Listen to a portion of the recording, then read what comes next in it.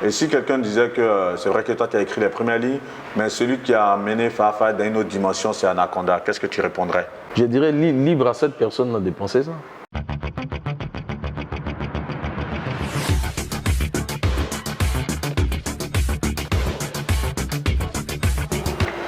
Mon invité, c'est Ramzy le Dinguéré, les Dinguéré. Et ça, on va pas trop.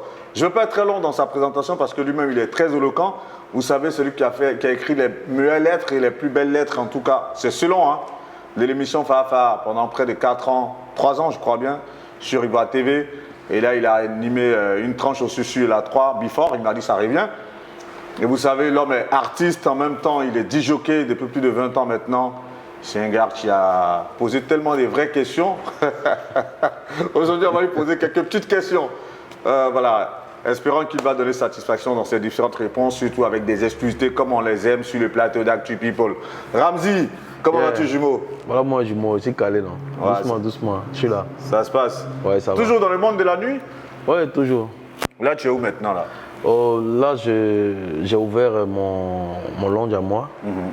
Donc, c'est ça que je gère, doucement, doucement. Ça se passe super bien? Ouais, ça va, grâce à Dieu, ça va. Après plus de 20 ans dans la nuit, forcément, je suis tenté de te demander si la nuit, ça paye. On va dire que la nuit, pour que ça paye, il faut se faire un nom. Or, pour se faire un nom, il faut bien travailler, il faut donner de bons résultats. Et ce n'est que comme ça que tu vas comme ça gagner, en fait. Voilà. Plus de 20 ans dans la nuit, forcément, tu t'es fait un nom, non? Oui, forcément. Ben, quand on dit Ramzy, tout le monde sait. Le Dinguéré. Voilà. Mais le Dinguéré, forcément, ça c'est, on va dire, ça a eu un rélan, ça a eu un certain écho beaucoup plus retentissant avec la production Fafa. Oui, comment ça vient, cette production? Oh, quoi, le Dinguéré ou bien la production Fafa? Non, je veux dire le nom Dinguéré. Ah oui, d'accord. Ramzy le Dinguéré, on sait que tu es disjockey en tant que Ramzy Werason, pour ceux qui t'ont connu à la rue Princesse, dans pas mal de boîtes de nuit telles que la Case Blanche, en son temps, à Cocody et autres. On connaissait Ramzy Werason, mais Ramzy le Dinguéré, on sait que ça a été mis en relief à travers cette production-là. Bien sûr, bien sûr. Comment est-ce que c'est venu? Bien sûr. En fait, d'abord, pour parler d'abord du nom, le Dinguéré, je me suis donné ça parce que je voulais enlever cette touche congolaise du nom de Werason. Parce que Werason, c'est père, son nom, Erickson Les Zoulous, qui m'avait surnommé comme ça. C'est lui, on travaillait ensemble, il avait pour habitude de donner des noms congolais à tous ses collègues. Tu vois. Moi, il m'a appelé Ramzy Werason, Eric Olomide, Digue Cisco JV Piana. C'était sa manière, lui, peut-être qu'il était nostalgique de son pays, tu vois, non? Donc moi, au début, bon, ça me faisait rire, quoi. Ça me plaisait pas, mais ça me faisait rire en même temps.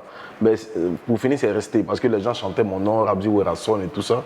Mais Ramzy le Dinguéré, j'ai choisi ça pour avoir cette connotation, on va dire, ivoirienne. C'est-à-dire qu'on dit, en Côte d'Ivoire, quand on dit tu es Dinguéré, c'est-à-dire que tu es fort, tu es dangereux dans ce que tu fais. Voilà comment, voilà, j'enlève Werason et je mets le Dinguéré. Et à travers l'émission Fafa, vu que chaque semaine, chaque week-end, j'étais dans les écrans, dans les petits écrans des gens et tout. Donc à force de dire le Dinguéré, votre serviteur, le Dinguéré, Ramzy le Dinguéré, c'est resté dans la tête des gens. Et puis bon, ça me plaît bien, quoi. Et voilà. Donc la production Fafa, elle vient comment?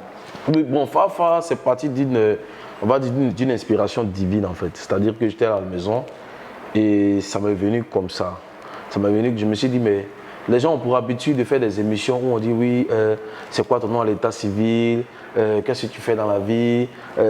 Moi, je me suis dit, il fallait faire une émission où celui même qui est assis à la maison, les questions qu'il a envie de poser à la personne invitée, j'arrive à poser ces questions-là. J'avais jamais fait d'émission, j'avais aucune expérience. Ma chance, c'est que je suis quelqu'un qui observe beaucoup.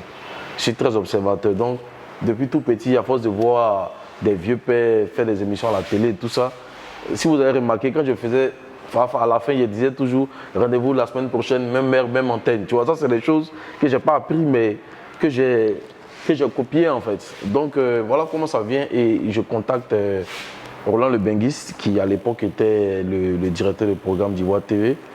Et je lui dis, ben, Joe, en tout cas, félicitations, parce que c'est mon gars il y a longtemps, c'est mon vieux père, c'est un frère. Je lui dis, ah, félicitations, tu es aujourd'hui à la tête d'une télé ivoirienne, une télé de musique, ça va beaucoup apporter à la musique en Côte d'Ivoire et tout. Donc, vraiment, félicitations. Mais moi, j'ai une idée. Il dit, ah, tu as quelle idée? Il dit, ah, moi, j'ai une émission en tête. Mais je ne veux pas que ce soit une émission d'artistes. Je veux que ce soit une émission pour tout le monde, que tous les Ivoiriens se sentent dedans. C'est-à-dire, je peux me lever un jour, je peux interroger une sage-femme pour dire, mais vous, on dit que vous maltraitez les femmes, quand elles savent accoucher, vous criez sur elles, vous faites ken, vous vendez les médicaments en ken, tu vois. C'est un peu ça l'esprit au début du Fafa. Par exemple, pour laquelle on a commencé avec Edoxy Yao. À l'époque, elle ne chantait pas. C'était une personne influente sur les réseaux sociaux qui était beaucoup critiquée. Donc, j'ai voulu commencer par elle pour montrer que ce n'est pas parce que je suis artiste que je vais forcément faire une émission où j'interroge les artistes. Donc, voilà comment c'est parti. Et puis, bon, le premier numéro a plu. Et puis, bon, le boss de la télé a bien voulu qu'on continue. Donc voilà un peu quoi. Mais quand tu écris cette émission, est-ce que tu fais un synopsis, est-ce que tu fais un storyboard et puis après tu dis toi en tant que producteur exécutif ou producteur délégué, tu pars sur quelle bannière avec ton titre c'était quoi en tant que présentateur ou producteur de l'émission? À la base, comme je te disais, j'étais très novice dans l'émission. Moi, je ne suis pas comme toi. Hein. Toi, c'est ton travail. Tu es là à l'école pour ça. Ouais, je fais l'ISTC. Voilà. Toi, tu es là à la l'école production, pour ça. réalisation. Ouais, c'est clair que c'est une idée que j'ai eue. Donc, je ne savais pas comment ça se passait. Moi, on a juste commencé l'émission comme ça. Tu vois, mais après, j'ai eu des conseils des grands frères comme Barrett Bouvard, les stars. En tout cas, certaines personnes qui m'ont dit, Ramzy, écoute, l'émission, ça commence à marcher. Si tu es malin, trouve quelqu'un qui va t'aider. Et cherche à déclarer l'émission, mettre ton nom dessus, ce genre de choses. Mais avec Ivoire TV, il n'y avait pas de contrat entre eux et moi en fait. Okay. Il n'y a aucun contrat. J'ai envoyé l'émission, Roland a présenté l'émission, puisque moi à la base je ne les connaissais pas vraiment. C'est Roland qui a été le biais par lequel je suis rentré à la télévision. Donc c'est Roland maintenant qui présente l'émission. Et les gars disent, ah, mais c'est pas mal, c'est bon, et tout. Et puis on balance. Donc, il n'y a jamais eu de contrat entre eux. Au-delà du contrat, les frais de production sont gérés comment? C'est-à-dire, tu as une équipe technique que toi tu gères avec tous les réalisateurs, parce que je suppose que c'est Roland qui est le réalisateur. Donc toi, tu es présentateur et en même temps producteur. Oui, comment ça se passe bien? C'est Ivoire TV qui est producteur de l'émission. Au début, Ivoire TV n'était pas Ivoire TV que vous connaissez aujourd'hui. C'était, on va dire, une jeune télé qui venait d'arriver sans grands moyens en fait. Donc quand nous on commence le truc, de temps en temps, le patron de la télé nous donne 10 000, 5 000 pour le transport. Et nous-mêmes, ça sort de nos poches. Imagine, moi j'habite à Cocody. Roland, il habite, on va dire... au début, Roland et moi, on tournait ensemble. Hein. C'est-à-dire, on s'est déplacés ensemble en fait.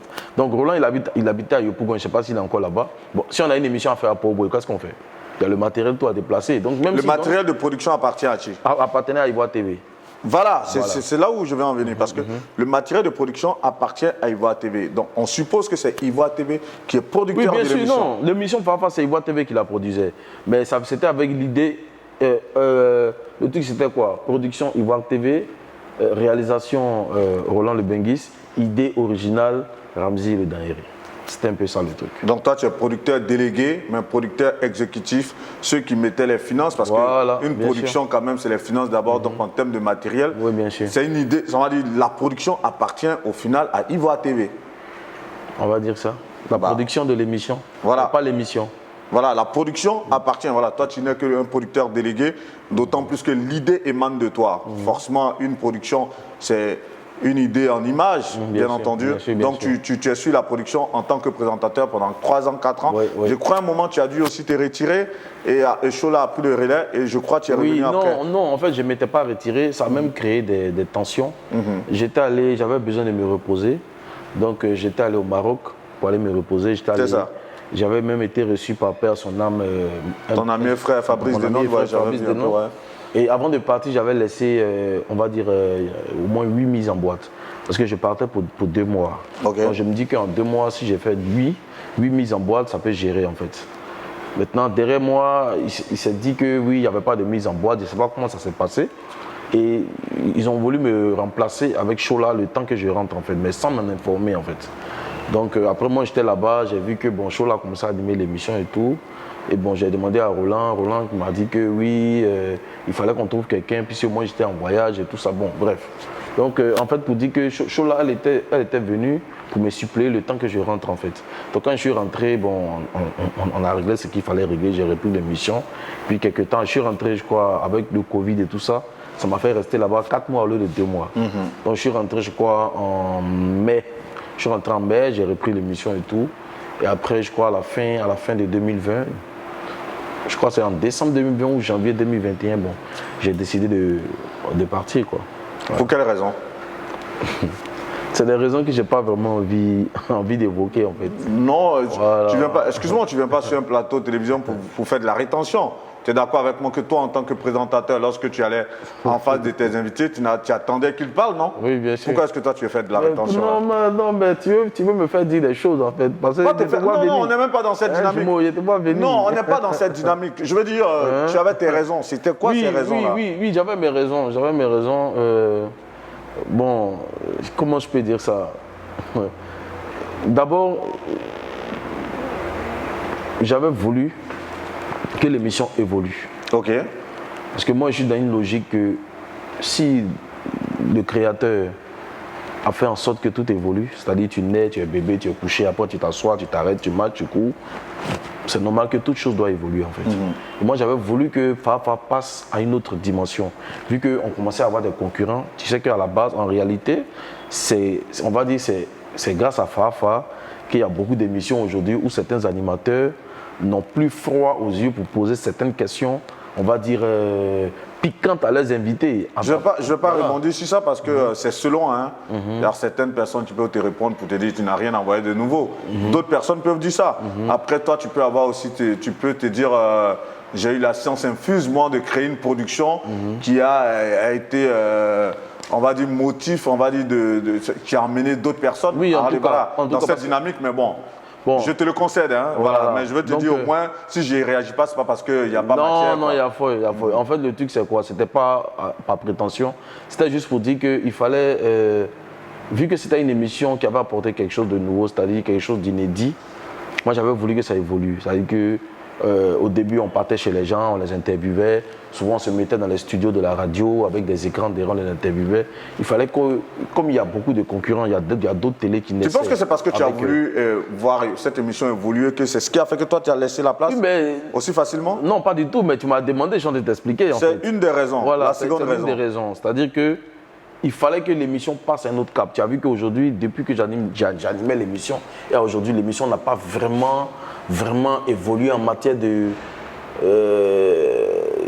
production visuelle. C'est-à-dire qu'il y a des super plateaux sur d'autres émissions, mais sur Fafa, les plateaux, c'est pas trop ça. Attends, Ramzy, tu me dis, toi, tu as voulu partir parce que tu voulais voir cette émission évoluer. Oui, bien sûr. Et aujourd'hui, quand tu fais le point, selon toi, ça n'a pas évolué. Oui, avec tout le respect que je dois à la télé, l'émission n'a pas évolué. Et toi qui as autant pouponné une production, tu n'es pas sûr qu'elle va évoluer, tu la laisses. Il n'y a pas contradiction quelque part là? Non, ça n'a rien à voir. Qu'est-ce que tu aurais pu faire bien? Qu'est-ce que tu aurais dû faire pour voir cette émission évoluer comme tu aurais souhaité? Oui, justement, non, moi c'était ça ta motivation première en partant. En interne, monsieur, le boss même sait, en interne, moi j'ai fait des propositions. J'ai fait des propositions qui n'ont pas été... Comme quoi par exemple? J'ai proposé par exemple qu'on change le plateau. Ok. Qu'on fasse un plateau, un très beau plateau en fait. Qui fasse rêver. Un plateau qui fasse rêver avec des lumières, avec peut-être... Je ne sais pas, tu vois un peu de quoi je veux parler. Non, un très beau plateau. Par exemple, là on est sur la 3 par exemple. Je donne un exemple, tu vois le plateau de Pipolémique par exemple. Ok. C'est un très beau plateau. Tu vois le plateau de la Grande Team, c'est un très beau plateau, tu vois ce que je veux dire? Mais donc, tout à l'heure tu as dit quoi? Tu dis Ivoire TV a commencé comme petite chaîne. Bien sûr. Tu sais que lorsqu'on est promoteur de chaînes de télévision, honnêtement aujourd'hui avec la libéralisation, je pense que les gens se rendent compte, la télé c'est pas du jeu, c'est beaucoup d'argent. Tu ne vas pas demander à Zumba qu'aujourd'hui, qui est en train d'évoluer son média tout doucement, d'injecter autant d'argent sur des plateaux par rapport à avoir de grands plateaux. Parce qu'on a vu par exemple, alors on va pas à pas. Oui. La réalité, parce que c'est vrai, comparaison n'est pas raison, mais soyons réalistes. À quel moment la RTI a fait sa révolution en ayant des plateaux ultra modernes? Il n'y a que 4 ans, 5 ans en arrière. En son temps, tu voyais le plateau de Midi Première, c'était vraiment, voilà quoi, à l'ancienne quoi. Midi Première dont tu parles, comparé au plateau d'autres télévisions dans d'autres pays, c'était pareil. Mais justement, je veux dire, chacun évolue fonction de ses moyens. Aujourd'hui, les moyens de Voix TV ne leur permettent certainement pas d'avoir les plateaux. Non, je t'explique. Il ne s'agit pas, on peut faire une comparaison d'une émission ou d'une autre, mais il ne s'agit pas de faire un truc, on va dire, textuel en fait. Non, je t'ai pris au mot par rapport au plateau, tout simplement. Oui, justement. Parce que tu as dit, l'idée que tu as avancée, c'était d'avoir un bien meilleur plateau. Ça, c'est d'un. Il n'y a pas eu d'évolution à ce niveau par rapport au plateau. Laissons le cap même de la production en tant que telle. Est-ce qu'il n'y avait pas des soucis de conditions de travail qui, toi, t'ont amené à vouloir partir? Parce que ça, c'est le vrai point, en fait. Conditions de travail. Ouais. Conditions de travail. Tu dis, vous démarrez, au départ, c'était juste des transports, 20 €, on va dire 10 000, 15 000, 20 000 par ça et là. Mais est-ce que ça a évolué entre-temps? Sois réaliste. Oui, Tu oui. ne fais pas ce métier juste pour venir te faire voir. Non, Ramzy, tu es connu. Tu viens, c'est parce que forcément, tu as tes charges. En tant que personnalité publique, on te voit en télé tous les week-ends. Attends, il faut les moyens qui vont avec. Donc, si ces moyens ne vont pas, elle, l'honnêteté de dire non, le contrat qu'on me proposait, où à un moment, j'avais voulu avoir un peu de sous, mais ce n'est pas venu Non, et j'ai voulu partir. moi, je ne vais pas rentrer dans ça. Je vais pas rentrer dans... Tout ce que je peux dire, c'est que, voilà, à un moment, j'avais voulu que, comme je t'ai dit, que l'émission passe un autre cap. Ça n'a pas été le cas. Et après, moi aussi, il fallait que je me lance dans d'autres challenges, en fait. C'est tout ça qui a fait que je me suis dit, bon, écoute, je vais passer à autre chose. Voilà, on peut dire globalement, c'est ça, en fait. Parfait. Tu pars du jour au lendemain, il y a de nouveaux présentateurs. Il y a Chola, il y a Serge Defalé, il y a Anaconda qui lui aujourd'hui est sur la 3. Un commentaire sur ceux qui t'ont succédé à la présentation de cette émission. Ça va, ça gère. Ça gère, comme on dit, on ne peut pas faire... chacun a sa façon de faire les choses. Tu vois. Moi, je faisais ça à ma manière. Eux aussi font ça à leur manière. Je pense que si l'émission continue, ça veut dire que le patron, il est satisfait de leur travail. Non, mais toi, Non, moi, je n'ai pas de regard à avoir là-dessus. Hein, puisque moi, je ne regarde même plus l'émission. Hein, puisque tu sais, je suis occupé à beaucoup de choses. Et l'émission ça passe à midi, ça passe le dimanche à 17h, moi à midi. Si je ne suis pas en train de dormir, je suis dans un gombo quelque part. À 17h, si je ne suis pas en train de dormir, je suis dans un gombo quelque part. Donc, je n'ai pas le temps vraiment de regarder. Mais il y a souvent des gens qui me taguent sur Facebook. Après, c'est sur YouTube. Hein. Voilà.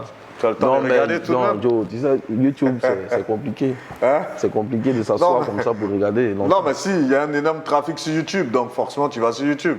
Bon, même si tu ne regardes pas, une fois en passant, tu as dû voir Chola, Anaconda et Defalé Presté. Tu as dû voir un peu comment est-ce qu'ils tiennent l'émission. Quel est ton commentaire sur leur manière de faire individuellement? Individuellement. Voici, tu dois les prendre cas par cas. On commence par Chola. Mais pourquoi tu veux forcément que je juge leur travail? Tu peux ne pas le faire, mais je te demande. Moi, je suis libre de te poser la question. Tu connais un peu la règle de toutes les façons. Je vois. Je suis libre de te poser la question, c'est à toi de répondre Oui, ou pas. bien sûr. Non, mais ça va, ça gère. Anaconda, Chola. Chola, ça va. Anaconda, ça va. Serge Defalé, ça va. Tu préfères répondre de manière lapidaire comme ça? Ouais, c'est mieux. C'est pourquoi? C'est mieux. Après, il ne faudrait pas... Hein, tu connais Abidjan, non? Pour éviter les... Hein? Tu as peur de quoi? J'ai peur de personne, j'ai peur de Cette rien. expérience, tu en as gros sur le cœur. Tu es parti avec le cœur meurtri ou tu es parti le cœur dégagé? Non, je suis parti le cœur léger. Léger parce que conscient que si tu as pu avoir l'intelligence, l'inspiration de faire quelque chose, tu peux en faire une autre. La preuve, quand je suis parti d'Ivoire TV avec Fafa, je suis allé sur la 3 avec une autre émission que les gens ont bien aimé. Donc, et puis d'ailleurs, j'étais dans les locaux d'Ivoire TV quand j'ai sorti un son il y a 6-7 mois et je suis allé voir le boss. Je leur ai donné le son avec la vidéo, ils ont joué. C'est la famille, quoi. Vous gardez de très bons rapports. Oui, avec Roland Le Benguis. Avec Roland Le Benguis, avec Zoumana Bakayoko, avec sa femme. C'est la famille, ça reste la famille. Parfait. Ça reste la famille. De toutes les émissions que tu as présentées lorsque tu étais présentateur de Fafa, si tu dois faire un top 5 ou un top 10 des émissions qui t'ont marqué, ce sont lesquelles? Bon, on va aller en top 5, comme on n'a pas assez de temps. Non, on a un 52 minutes, lâche-toi, Ok, d'accord. t'inquiète. Bon, à la première place, je dirais avec Eskeli. Ah, ok. Avec Eskeli, voilà, ça c'est number one. En numéro 2, je dirais avec DJ Arafat. En numéro 3, je dirais... J'avais quand même beaucoup d'émissions qui étaient intéressantes. Hein. Je dirais aussi avec Tina Glamour en numéro 3, avant la mort de son fils, parce qu'après la mort de son fils, j'ai fait une émission avec elle. Ok. Mais pas ça. Avant la mort de son fils, quand son fils était encore vivant et tout. Voilà. Il y a aussi avec monsieur Vincent Tobiri. Ok, numéro 4. Numéro 4. L'ancien préfet d'Abidjan. Voilà, l'ancien préfet d'Abidjan. En numéro 5, je dirais laquelle? En numéro 5,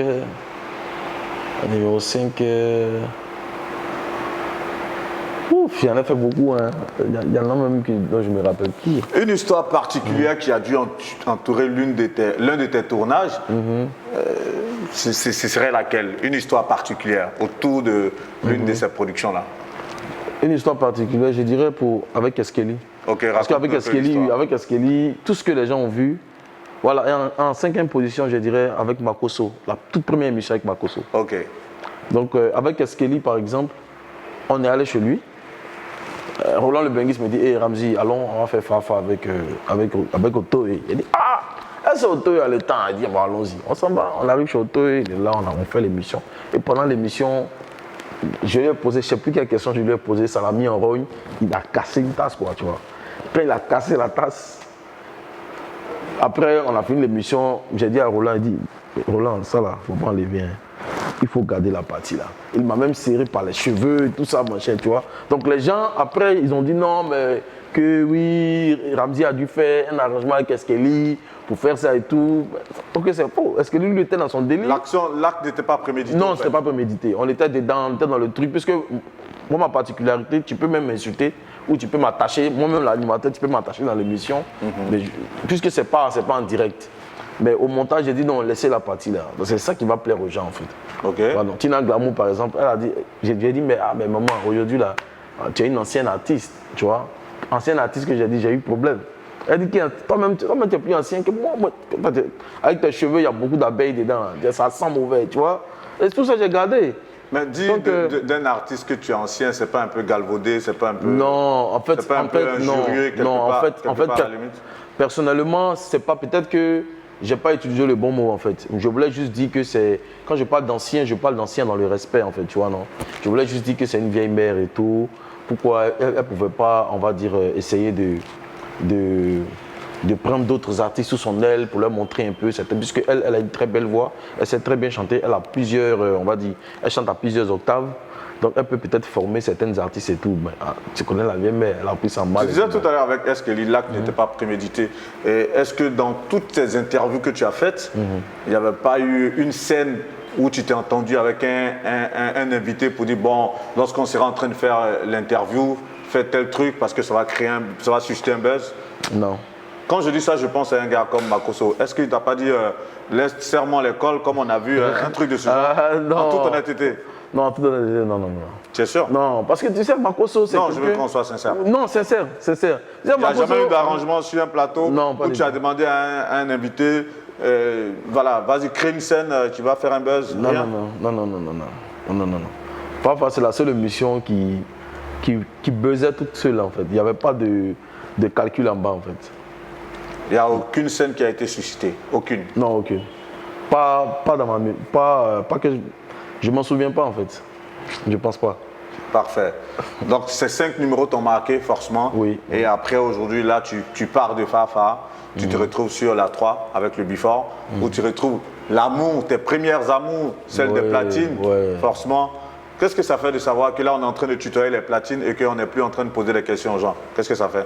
Oui, c'était vraiment nouveau. Et puis moi, ça m'a plu parce qu'il fallait aussi faire, on va dire, la promotion du DJing. Tu sais, en Côte d'Ivoire, les gens n'ont pas vraiment de respect pour ce métier-là, tu vois, non?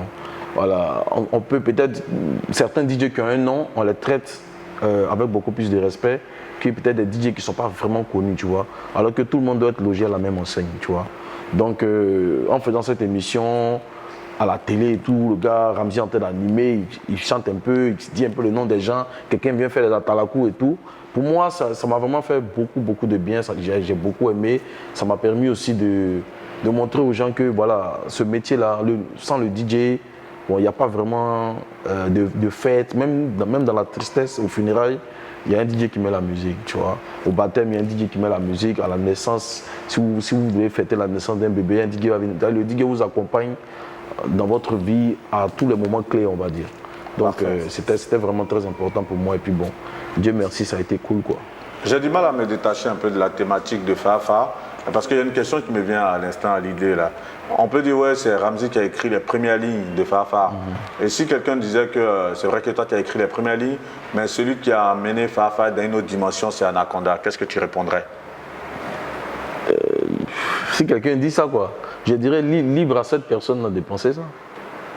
Libre à cette personne de penser ça. Parce que Anaconda, comme j'ai dit là, il a son style à lui, hein, n'est-ce pas? Il a son style à lui. Moi, c'est vrai que je posais des questions qui piquaient, mais dans la bonne humeur, par exemple. C'est-à-dire que je te fais rire en même temps, je te pose la question. Mais Anaconda, lui, c'était carrément l'opposé, tu vois. Mais au début, ça a choqué les gens, mais après, les gens ont fini par s'habituer. Quand tu dis l'opposé, c'est quoi? C'est-à-dire, moi, par exemple. Il pose la question de manière frontale. Voilà, vite fait, Voilà, j'ai vu un extrait, vite fait. Je ne sais pas s'ils ont prémédité ça entre eux, je ne sais pas. Mais il avait posé une question, par exemple, à la maman Bazé Thérèse, où il a dit, avec les cheveux que tu as, tu fais teinture, tu coupes cheveux. Ça, c'est les coiffures des vieilles femmes qui cherchent les enfants. Tu me suis un peu? Je te suis très bien. Voilà, donc lui, il a posé ça. Il y a des gens que ça a choqué, tu vois. Mais moi, je l'aurais fait autrement. J'aurais dit, mais la mais laisse un peu coiffer le pédophile, toi, viens, fais teinture, tout ça, faut laisser. Ou bien, tout est dans la manière. Ouais, dans la manière. Elle, peut-être qu'elle allait prendre pour rire, tu vois. Mais bon, après, je ne sais pas si entre eux, ils se sont entendus et tout, mais je veux dire que si des gens disent qu'Anaconda a envoyé ça dans une autre dimension, mais c'est déjà bon. C'est déjà bon. Tout compte fait, tout le monde sait que c'est Ramzy qui a envoyé cette émission-là à la télévision. Donc moi déjà, quand on me reconnaît ça, moi ça me va. Je ne cherche pas à avoir des... On va dire, je ne cherche pas de nom, comme on dit en Côte d'Ivoire. Toujours est-il que chacun de vous a sa marque de fabrique. Voilà, tranquille. Et comme on le dit, c'est clair qu'en termes journalistiques, la recherche de l'information, certes, mais dans le traitement de l'information, chacun a sa manière de traiter. Voilà, donc vous avez vos manières à vous, même si vous y allez plus ou moins de manière frontale, ce que les gens apprécient, chacun a sa manière en tout cas d'y mettre un peu d'euphémisme ou encore d'y aller comme il veut, quoi. Bien sûr. Parfait. Bien sûr. Farfara, forcément, ça reste dans ta vie, ça reste quelque chose dans ton CV audiovisuel. Et c'est clair qu'aujourd'hui, même si tu ne régales plus cette production, lorsqu'on verra tu Ramzy, on dira « Ah, les dingueries ». Oui, non, Farfara, ça me suit partout même. Ça, c'est top. Ça te suit partout. On a commencé, là, on n'a pas commencé par le commencement comme on le fait d'habitude. Ça nous permet tout de même de s'intéresser maintenant à l'homme, Ramzy. C'est vrai, on te connaît le dinguerie, on connaît le DJ. Mais on ne connaît pas l'homme ordinaire, le petit gars qui est né peut-être à Bobo ou à Yop, on ne le connaît pas. S'il doit se raconter là, il dirait quoi? Oh, je dirais, je suis un jeune garçon, né à Daloa, on va dire, de la père cité enseignant. Des Antilopes. Oui, de père enseignant. Mais je suis né à Daloa, mais mon père n'est pas resté à Daloa quand je suis né. Je suis né, ça n'a pas duré, mon père allait jusque dans le nord, jusqu'à Séguéla. Mais bon, ah ouais? Oui. Tu es resté combien d'années à Séguéla? Séguéla, je ne me rappelle pas parce que j'étais encore petit. Là où j'ai commencé à voir un peu clair, c'est quand j'avais 4 ans, 5 ans. Là, on était à Divo. Ok. Mon père était enseignant. Tu sais qu'à l'époque, les enseignants, on les affectait beaucoup. Comme toujours d'ailleurs, hein? Ouais. Voilà, donc voilà, quelqu'un qui a, en tout cas, qui partait à l'école, comme tout le monde. C'est à Divo que tu as commencé les études? Oui, bien sûr. C'est à Divo que j'ai fait mon CP1. Ok. À EPP Iroporia, je ne sais pas si ça existe encore. Voilà, c'est là-bas que j'étais et tout. Après, dans les années, on va dire en 89 par là, 88, 89, le vieux est venu à Abidjan. On était d'abord à Bobo Klouetia. Après Bobo Klouetia, le vieux s'est retrouvé à Yopougon. Yopougon, là où on appelle Carrefour Obama maintenant, au quartier Maroc. À l'époque, il n'y avait même pas, c'était la brousse, mais c'était très, très bitumé. Il faut Boigny, c'est l'homme aussi. Hein. Voilà, c'était très bitumé et tout. Donc on était là-bas, c'est là-bas que, au fur et à mesure, et puis après, j'ai connu, on va dire, tu sais, mon papa, c'était quelqu'un qui adorait la musique. C'est pas un chanteur, au village il chante, il s'amuse, mais c'était pas son truc. Mais mon papa a beaucoup écouté la musique. Et moi, quand je suis devenu DJ, j'avais, on va dire, un temps d'avance sur mes collègues. Parce que je connaissais déjà Michel Sardou, Nana Mouskouri, je connaissais déjà Mireille Mathieu, je connaissais déjà Luther Vandross, je connaissais déjà des chanteurs américains. Ça avait été biberonné, on va dire, la musique française quelque part. Même parce que ce sont tous les gens musicaux, je connaissais déjà tous les gens musicaux déjà. Que ce soit la musique française ou américaine, tout ce que tu veux, tu vois. Donc j'avais déjà cette culture musicale là. Donc il y a des soirées que j'animais, même étant novice, il y a des sons, en fonction de la clientèle, il y a des sons que je mettais. Ça étonnait les gens en fait. On dit mais petit là, toi tu connais tout ça là. Je dis non mais je connais ça, tu vois. Donc c'est comme ça qu'au fur et à mesure, à la rue Princesse, je commence d'abord, je partais encore à l'école quand j'ai embrassé le métier de DJ. J'ai commencé déjà à nettoyer dans les toilettes, dans le maquis qu'on appelle le Lexus. À l'époque, le gérant, c'était... à quel moment toi tu laisses les études pour te retrouver dans la cabine? En 2000. En 2000, parce que... En quelle classe? Moi, j'ai arrêté les études en seconde. Voilà, j'étais en seconde. Dans quel lycée? Après, pardon? Dans quel lycée? Saint-Cyril. Saint-Cyril. Saint-Cyril de Benjerville. Ok. Voilà. Après ça, mon père décide de me mettre au CHA, centre horloger d'Abidjan à Koumassi. Je commence à apprendre l'horlogerie, l'électronique et tout. C'est là maintenant que le virus maintenant du DJing va bien me piquer, tu vois. Donc je n'ai pas terminé jusqu'au CAP. Voilà, et j'ai continué dans le métier de DJ. Et puis bon, il faut reconnaître que c'était aussi très difficile pour moi parce que j'étais à Koumassi, j'étais allé rejoindre ma mère. Tu sais, mes parents sont divorcés il y a très longtemps. Donc j'étais allé rejoindre ma mère à Koumassi, j'étais avec ma maman. Ma maman allait au village, moi je suis resté avec mon petit oncle, on était là, on se gérait. Mais c'était chaud, tu vois, non? Souvent même, imagine, nous on était vers le 32. Tu marches du 32 au grand carrefour de Koumassi. Tu vois, tu n'as même pas encore 20 ans. Tu imagines comment c'est difficile. 32, c'est à Clomiabla, non? Merci, à Kromiabla. Ouais. Et c'est à Kromiabla même que j'étais avec ma mère. Ok. Tu vois. Donc je marche de Kromiabla jusqu'au grand carrefour de Koumassi. Là où on appelle le Diaconat, voilà, c'est vers là-bas que mon école était. Donc je marche, chaque matin je marche, c'était vraiment très difficile. Et c'est à peine même si je mangeais correctement et tout ça. C'est qu'un enfant, pour qu'il soit épanoui, pour qu'il puisse étudier, pour qu'il soit dans certaines conditions, il faut au moins qu'il mange bien, il faut qu'il dorme bien et tout ça. Bon, c'était vraiment très difficile. Voilà comment je commence à bien connaître le métier de DJ et je me retrouve à Yopougon parce que avant même d'aller à Koumassi, j'avais fait un peu Yopougon Wasakara où je partais souvent dans le même coin où je partais dans les toilettes.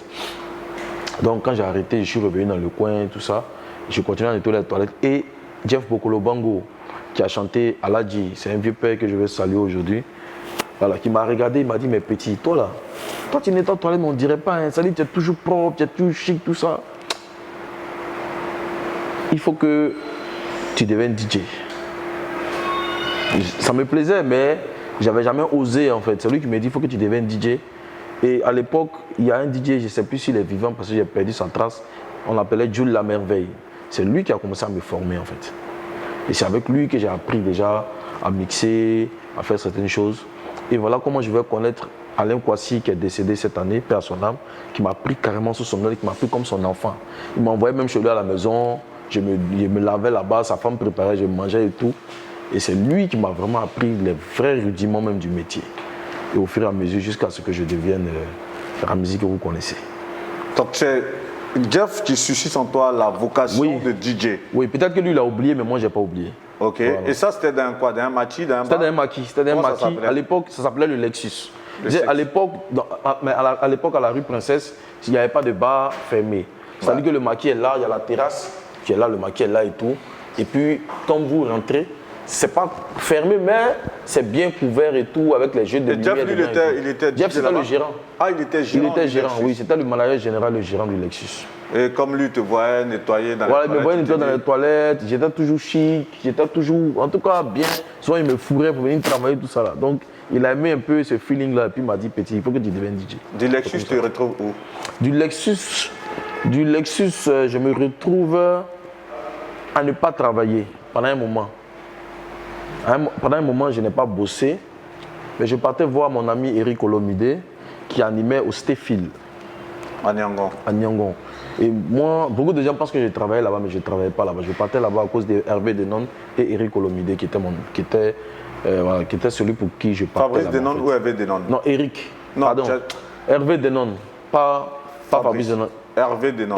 Fabrice Denon, c'est notre petit-fils, hein, c'est nous on l'a formé. Ok, non, là, je te parle de mes jeunes années. Tu vois, ouais, Eric Olomide, puis voilà, Hervé Denon. Au Stéphile. Ouais. Voilà, je partais là-bas au Stéphile. Et après le Stéphile, Eric, il a une sollicitation au niveau du Toit Rouge. Or, avant ça, moi j'ai eu un petit gombo au Toit Rouge d'un maquis qu'on appelle le Point Final, qui était non loin de la gendarmerie de Toit Rouge. Je vais animer là-bas et j'avais un salaire de 5 000 francs par semaine. Tu fais 20 000 francs CFA dans le mois? Voilà, 20 000 francs dans le mois. Et à l'époque, j'étais SDF. J'étais sans domicile fixe et je squattais souvent chez mes gars. Et de temps en temps, je dormais dans un quartier qu'on appelle Pembli, à Niangon. Voilà. Je dormais là-bas, donc je marchais de là-bas jusqu'au Toit Rouge chaque jour pour aller faire les animations. Et après ça, Eric me dit, hey, il y a un maquis qui doit ouvrir au Toit Rouge aussi, qu'on appelle le Stade de France. Viens, on va aller travailler. Et pour là, comme on part au Stade de France, on se retrouve avec Eric Son Lezolou là-bas, qui lui était déjà au Stéphile. Donc lui, il vient travailler avec nous au Stade de France. Et On fait les beaux jours du Stade de France. Après ça, Marlon J, que tu dois connaître, qui me prend, qui me dit petit, allons, tu vas travailler au compresseur. Vers le complexe. C'est ça. Avec Abdoul Kanté. Avec Abdoul Kanté, Chico Lacoste, Papa Ministre, tout le boing. Je vais être DJ là-bas. Il y avait moi comme DJ, il y avait Bombastic, il y avait Père son âme DJ Jonathan et Zephy Connor de Boulevard DJ. On était 4 DJ là-bas. On animait là-bas et tout. Après ça, je suis allé aux Champs-Élysées, à CDC, où j'étais un peu comme DJ et manager. C'était une nouvelle expérience pour moi. Après ça, on veut me coopter pour aller animer chaque soirée au Bentley chez Kenzo. Et je commence à animer chaque soirée au Bentley chez Kenzo. Je ne travaillais pas là-bas au début, à plein temps. Donc après ça, pendant que j'animais chez Kenzo, j'ai eu un gombo au Diadjeli, à Djamé. J'animais au Diadjeli avec DJ Philo. DJ Philo, mon gars que je salue au passage. J'animais avec Philo, puis je partais animer au Bentley et tout ça. Donc vers la fin, j'ai commencé à être permanent au Bentley et puis bon, ainsi de suite, ça a continué quoi. 22 ans quand même dans la nuit, en tant que DJ jockey, tu commences en tant que du gars qui s'occupe des toilettes, des latrines, et que je retrouve, on va dire, la superstar forcément au Stade de France. J'imagine en son temps, il y avait quand même 1000 personnes, 1500 personnes, au temps de la crise, je crois, en 2002. La crise est arrivée après, Voilà, donc en tout cas, vous aviez... on y allait quand même, on voyait un peu, les DJ qui étaient un peu les stars. Lorsqu'on vit toutes ces périodes dans la nuit, forcément, il y a des moments qui ont dû te marquer, toi. C'était quelle période? Celle du Stade de France, celle du compresseur, du Diadjeli, ou tout partout où tu es passé, Bentley et autres. Quelle est la période qui t'a le plus marqué, toi, dans cette carrière-là? Il y a beaucoup. Mais je vais parler d'abord du Stade de France. Parce que c'est au Stade de France que je suis devenu indépendant. Parce que quand j'ai commencé à travailler au Stade de France, j'ai mis un peu d'argent de côté. Avec Désiré Lacoste, je crois. Avec Désiré, Désiré Lacoste, non, qui était propriétaire. Il était propriétaire avec son frère. C'est ça, Désiré Docteur Eugène. Donc là-bas, j'ai mis un peu d'argent de côté. Et je suis allé prendre une petite chambre. Il y a un quartier qu'ils ont rasé maintenant à cause du pont qui va passer à Yopougon, qu'on appelle Doukouré Moustapha, qui est en face de la société qui nous donne de l'eau en Côte d'Ivoire. On appelle ça un nouveau bureau. Le quartier, c'est un bas quartier de chez bas quartier, un quartier précaire. Et moi, je louais ma petite chambre là-bas, on va dire à 6 000 francs par mois. C'était une baraque, au fait? Non, c'était pas une baraque, hein. C'était une maison en dur, mais il y avait aussi c'est un quartier où il y avait des baraques, il y avait des maisons en dur. Chaque propriétaire faisait ce qu'il voulait. Donc moi, j'étais là-bas, je louais mon truc à 6 000 francs chaque fin du mois. Et franchement, c'est une époque qui m'a vraiment marqué parce que ça m'a appris à être un homme. Et puis aussi, j'ai dû faire table rase de beaucoup de frustration. Puisque je t'ai dit que j'étais un SDF, je dormais ça et là. Donc, il y a des frustrations, il y a des vexations et tout ça, tu vois, non. Eric Olomide même, souvent, lui et moi, on partait chez lui à la maison, on mangeait ensemble, on se lavait ensemble, on faisait tout. C'est quelqu'un qui a été très, très important aussi dans ma vie. Donc, voilà quoi. Donc, il y a tellement de belles choses à raconter, à raconter surtout, parce qu'il y a tellement de choses qu'on vit dans le monde de la nuit. Je suis tout de même tenté de te demander, lorsqu'on est superstar d'un match comme le Stade de France, qu'on est SDF, qu'on arrive à avoir sa petite baraque, forcément, tu envoies une go là-bas. Oui, mais c'est dans ça qu'il y a eu ma première fille. Merci, vas-y. C'est dans ça que j'ai eu ma première fille. Raconte-nous un peu cette relation-là. Oui, non, c'est une go, bon, mon cher, la go, elle était serveuse dans le coin. Elle était serveuse dans le coin. Bon, en réalité, c'est elle qui est venue vers moi. Ah ouais? Oui, c'est elle qui est venue vers moi. Ah, ok, vraiment. Elle m'a pas dit ça directement. Mais tu sais, les filles, elles les serveuses, elles causent. Donc il y a une de ses camarades qui dit, ah, ma camarade, elle est fan de toi. Tous les jours, elle parle de toi. Bon, mon cher, c'est dans ça que ça a commencé. Bon, elle a commencé à vivre avec moi de temps en temps, puisqu'elle était au nouveau quartier. Moi, j'étais au quartier Doukouré, vers Selmé là-bas. Donc, de temps en temps, elle venait à la maison, tout ça là. À un moment, elle a commencé à rester un peu plus, c'est dans ça, bon, elle est tombée enceinte. Puis j'ai eu mon premier enfant, j'ai eu ma fille en fait. Donc ma fille, elle est née même à l'époque où j'étais au compresseur. C'est là en 2003, non, ouais. C'est là que ma fille est née. C'est une grande fille aujourd'hui? Oui, toi aussi. 19 ans? Oui, ma fille est grande aujourd'hui. Wow. Elle est grande aujourd'hui. Et ça, vous êtes en contact? Non, on est en contact, mais bon, on n'est plus ensemble il y a très longtemps. Oui, c'est clair, mais est-ce que vous êtes en contact? Bon, on se parle souvent à cause de la petite, mais on n'est pas vraiment... Mais quand tu vois cette relation où forcément elle, tu vois, tu l'as dit, elle t'a aimé. Ouais, aujourd'hui, on voit comment est-ce que les relations, je ne veux pas porter de jugement, sont plus ou moins monnayées, surtout lorsqu'on est personnage public. Les jeunes dames que tu rencontres aujourd'hui, mon type, avant et maintenant, c'est plus la même chose. Ah ouais? Ouais. Avant, une go est fan de toi, elle est fan de toi, champion. C'est vrai, tu peux être DJ, on peut parler de toi, mais elle, là, elle est fan de toi. Tu peux même aller la voir au quartier, vous mangez vos petits locaux de 300 avec 2 œufs. Elle s'en va, elle, en tout cas. En tout cas, ceux qui ont eu leurs femmes en 2004, 2005, 2006, 2007, gardez-les, gardez-les. Parce qu'aujourd'hui, là, non, c'est mort, laisse tomber, c'est plus pareil. Ouais. C'est mort, non. Aujourd'hui, là, si une go est fan de toi, c'est qu'elle est fan de toi par rapport à quelque chose.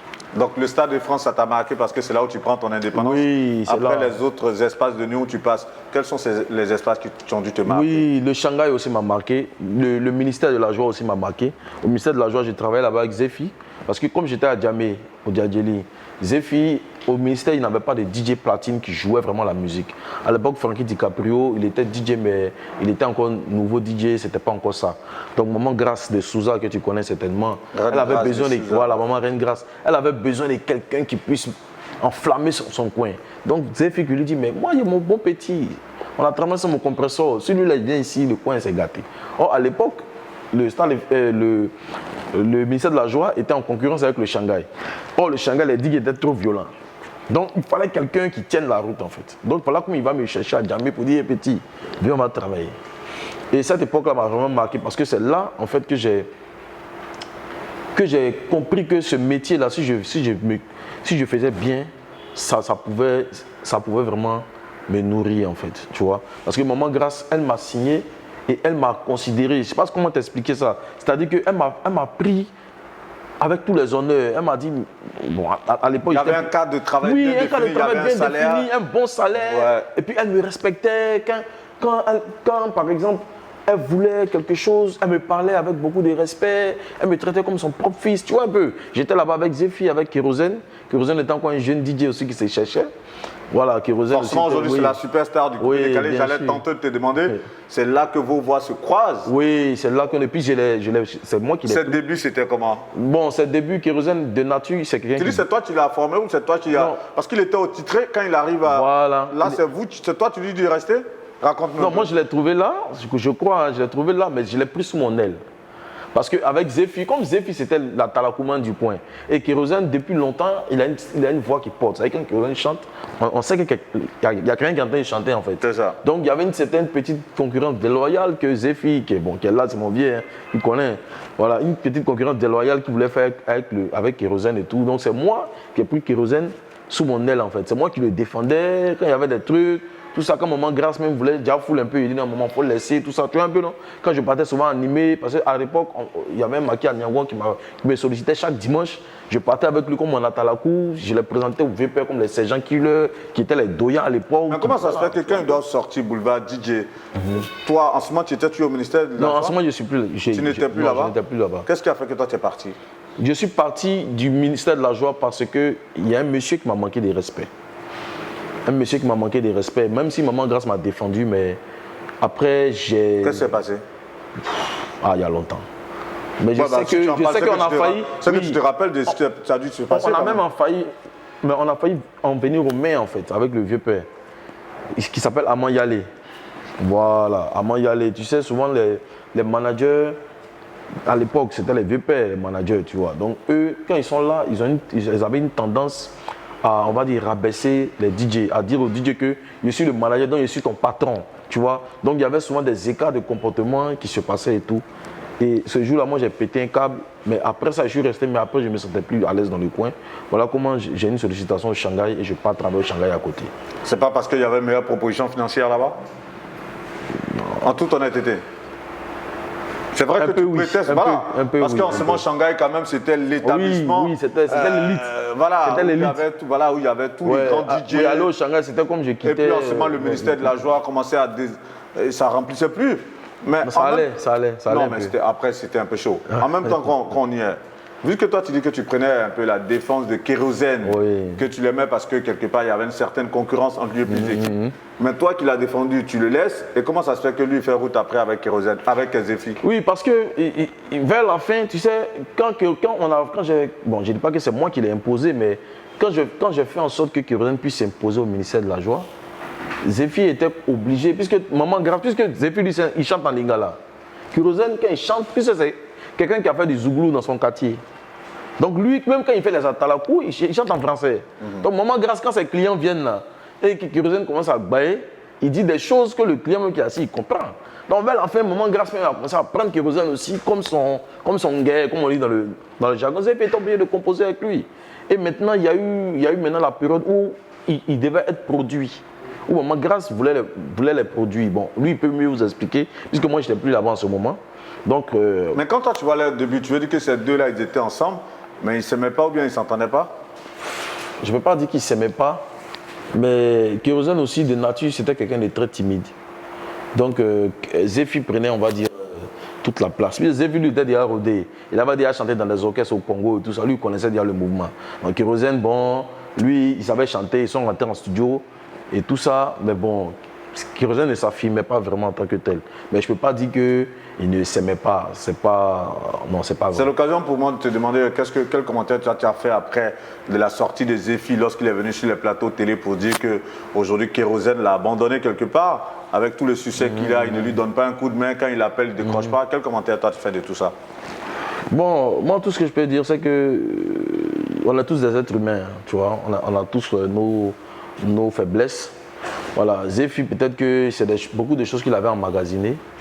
Et puis bon, peut-être qu'il ne s'y est pas pris comme il le voulait. Mais dire ce genre de choses-là, c'était un peu déplacé, tu vois, non? Parce qu'on est tous des amis. Tu sais, je te dis un truc, je te fais une confidence. Quand tu prends Ramzi, tu prends Kérosène, tu prends Zéfi, tu prends Eric Olomide, tu prends Fabrice Zenon qui est décédé, tu prends Boombastic, tu prends tous ces gars-là. Nous ne sommes pas des amis comme ça. C'est-à-dire on a des anecdotes ensemble. C'est-à-dire Kérosène Vous avez un vécu, on a un vécu ensemble, tu vois. choses, ouais. Kérosène, par exemple, sa maman me connaît. Ses frères et soeurs me connaissent. Ma maman le connaît.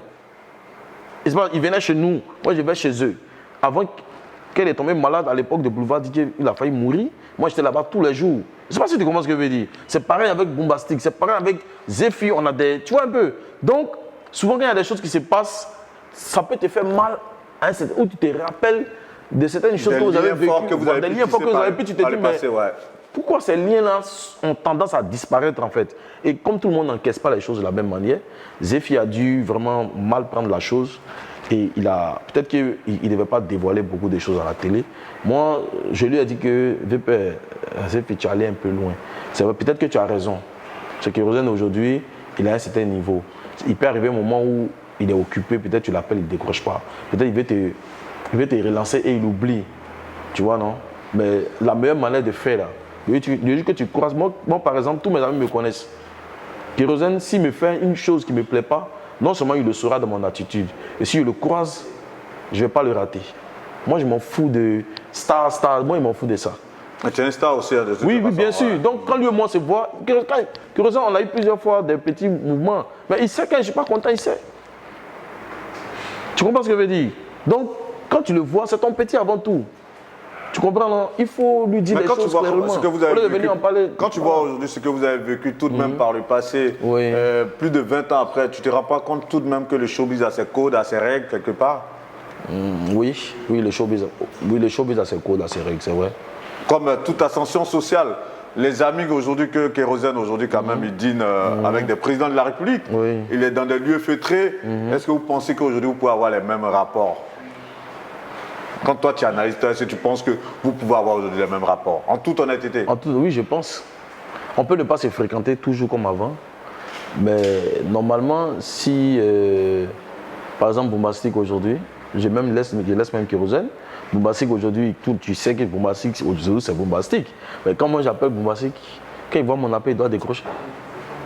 S'il ne décroche pas, après il doit me rappeler, même, il m'envoie un message. Pour dire, ah frère, j'étais en train de faire ce temps. Parce qu'il y a des choses qu'on a vécues là, qui ne sont pas, je ne sais pas comment t'expliquer. C'est trop fort en fait. Non, si toi tu appelles Kérosène qui ne te rappelle pas, tout de suite, comment ça te fait réagir? Non, comment est-ce que tu as ressenti cela? Moi personnellement, quand j'appelle Kérosène, il décroche. Quand j'appelle Kérosène, il décroche.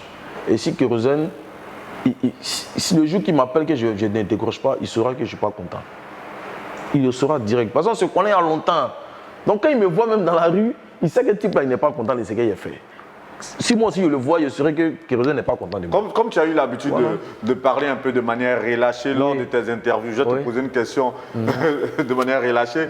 Votre dernier Niaga, toi et Kérosène, c'était quand? Non, on n'a pas vraiment fait Niaga, mais c'était à quelle occasion? C'était à quelle occasion? Je ne me rappelle plus, mais il a même reconnu. Il y a une boîte de nuit au plateau qui fait mal, où il était en prestation, j'étais là-bas le jour-là. Et il a même dit au micro que, ah Olivier, je sais que tu n'es pas content, je sais que tu es fâché, mais tu sais, on est ensemble. Ton fils va te fâcher contre moi. Et ça m'a fait rire. Parce que je lui ai envoyé un message pour lui dire ce que je pensais. Moi, je suis comme ça. Parce que je ne veux pas que demain on dise que Ramzy, il a vu telle personne en ville, il s'est mal comporté, c'est que c'est un jaloux. Puisque les gens, ils ne savent pas. Bon, Guillaume Bergès qui est devant moi, les gens ne savent pas ce qu'il nous lit. Mais il y a des choses qu'il nous lit. C'est clair. Mais demain, quand toi et moi on se voit dehors, qu'on se snob, les gens vont dire, ah, alors que moi, je préfère t'appeler. Je te dis, jumeau, la dernière fois, dans tel coin, tu as fait ça. Ça ne me plaît pas, il ne faut plus jamais. Si toi aussi tu fais ça, on va se battre.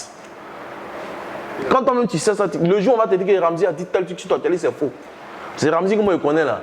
Il allait m'appeler. Non, il allait m'appeler. Et eux tous ils savent. Le jour que Kérosène ou Boumbasik ou Eric Olomide ou bien qui dit non, qu'on m'a dit que tu as dit ça, ça va devenir une palabre. Parfait. Présentateur télé, disc jockey, artiste chanteur, c'est laquelle des casquettes tu aimes? Oh, moi je suis un monsieur 4 en 1. Ça me plaît comme ça. Tout te plaît? Ouais, tout me plaît. DJ, est-ce qu'aujourd'hui, en tant qu'artiste et musicien, tu penses qu'avoir la carrière que tu devrais avoir, toi, personnellement? Franchement, le côté artiste, c'est pas... Je peux dire que je n'ai pas la carrière que je devrais avoir. Honnêtement. Je n'ai pas la carrière que je devrais avoir. Et toi, qu'est-ce qui manque? Ce qui manque, c'est que c'est la concentration. C'est-à-dire que moi, je suis quelqu'un qui fait la musique par passion. Dans ma tête, je ne cherche pas à avoir forcément du succès. Mais comme je suis quelqu'un d'instinctif, je fais les choses par instinct, par intuition. Même la dernière chanson que j'ai sortie là, je l'ai faite en 2-3 jours. J'ai eu l'inspiration, je suis rentré en studio, j'ai appelé mon arrangeur, on a fait le son, il m'a aidé à composer les trucs, tout ça, puis on a sorti, tu vois. Mais je pense que si je m'étais concentré sur la musique en tant que telle, et si j'avais aussi la chance d'avoir des producteurs et tout ça, je pense que ça aurait été différent. Est-ce que tu penses avoir fait de bons choix dans ta vie?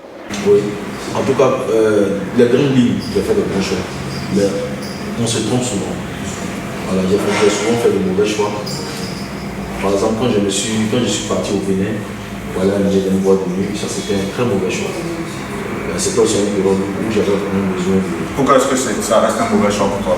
Oui, parce que ça ne s'est pas bien passé. Tu sais, je suis quelqu'un qui privilégie les relations humaines. Quand je travaille avec toi, je veux qu'on s'entende. Je veux que, même si on n'est pas des super potes, qu'on se respecte mutuellement, qu'on soit quand même en symbiose, on va dire. Mais au Bénin, c'était une mauvaise expérience parce que je suis parti à Nîmes au Bénin, par le biais même de Frankie DiCaprio. Frankie DiCaprio m'a appelé, il dit à Ramzy, il y a mon gars qui est au Bénin, qui a sa boîte de nuit, il a besoin d'un DJ. Je veux que tu partes. Moi, je suis parti parce que je voulais aussi connaître ce que j'avais besoin de changer d'air. Je suis parti, j'ai fait ce que j'avais à faire, mais je n'ai pas été bien remercié en fait. Tu vois, donc après ça s'est terminé en queue de poisson avec tous ceux qui sont associés, avec les propriétaires de la boîte en question. Et ça a été vraiment un point de ma vie où j'ai vraiment regretté ce choix. Parfait. Toi qui privilégies les rapports humains, tu vas donner un mot rapidement sur de tes gars sur Boumbastik. Un mot sur lui. Un frère que j'adore. Fabrice Denon, père son âme, un mot sur lui. Je suis encore traumatisé. Parce que je n'ai pas encore fait mon deuil jusqu'à présent. Parce que ça a été un choc pour moi en fait. Et c'est là que j'ai réalisé que moi aussi j'allais mourir. Comment ça? Oui, parce qu'on sait tous qu'on va mourir, tu vois. Et quand tu te retrouves face, c'est un jour je dis à Boumbastik, je suis persuadé que nos grands frères, quand ils avaient notre âge, ils n'ont pas perdu des gens comme ça. Mais nous, à notre âge, on a perdu trop de gens. Trop de gens avec qui on a partagé des choses, sont morts. Et puis de façon, je ne sais pas, voilà Brico, mon frère Brico aussi qui est mort. Bon, tu vois. DJ Brico. Oui, je suis allé me raconter son cercueil. Quelqu'un avec qui j'ai fait beaucoup de choses. On allait au Gabon ensemble, tout ça, on a tapé 2 mois là-bas, tu vois. Donc Fabrice Denon, c'est quelqu'un que je regrette vraiment. Un mot très fort pour mettre fin à cette interview. Parce que, comme je l'ai dit, la nuit, il y a tellement de belles choses qu'on vit, il y a tellement de choses à raconter. On aurait pu rester là à échanger pendant des heures et des heures. Mais on est tenu par le facteur temps. On a 52 minutes, c'est clair. Un mot fort. Quelque chose de très, très fort que tu aurais aimé dire. Peut-être qu'il y a une question qu'on ne t'a pas posée. Il y a aussi un message fort que tu aurais aimé faire passer à travers cette interview. Oui, le message fort que je veux passer, c'est le respect. Il faudrait que nous nous respections. Il faudrait que, même si on ne peut pas s'aimer à 100%, il faut qu'on se respecte. Tu vois. Aujourd'hui, je suis quand même un membre, on va dire, du coupé décalé, même si je n'ai pas créé.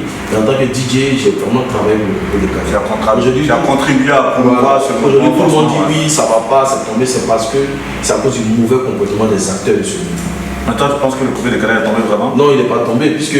Ah bah voilà. Non, le en tout cas, moi, c'est pas mon constat, parce que quand on voit DJ Mix, rempli le coupé décalé, rempli le palais de la culture, Safarel, pareil, Serge Beno, Kérosène, enfin.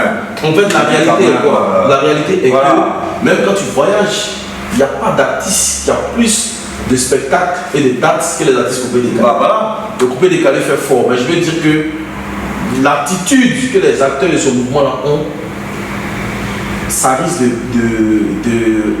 de tuer ce mouvement parce qu'il n'y a pas de soutien, il n'y a pas de solidarité. Il n'y a pas de solidarité. Et ça, c'est pas bon. Donc, outre la solidarité, tu les appelles au respect. Il faut qu'on se respecte. Très très important. Il faut le respect. Moi, c'est la première vertu que mon père m'a enseigné, le respect. Si tu respectes ton prochain. Même pour faire certaines choses, tu auras des difficultés en fait. C'est tout ce que je peux dire. Merci beaucoup, Jimo. En tout cas, merci pour ce respect que tu m'as témoigné. Merci pour l'estime mutuelle qu'on se voue. La dernière fois, Soumbil nous parlait de l'humilité. Aujourd'hui, c'est Ramzy qui nous parle de respect. Ce sont des valeurs dont il faut faire sienne. C'est très très important. Le respect, l'humilité, la modestie et bien d'autres choses. Abreuvez-vous à ces valeurs et vous allez voir que la vie, elle est tellement simple. J'ai prie Dieu que dans sa grâce, dans sa miséricorde, il vous apporte le succès. C'était Guillaume Vergès pour Actu People avec pour invité Ramzy le Daéré. Retrouvez-le. En tout cas, vous allez retrouver dans les boîtes de nuit ici des plateaux téléforcement. Bien sûr, il y a le nouveau, il y a le nouveau qui est sorti.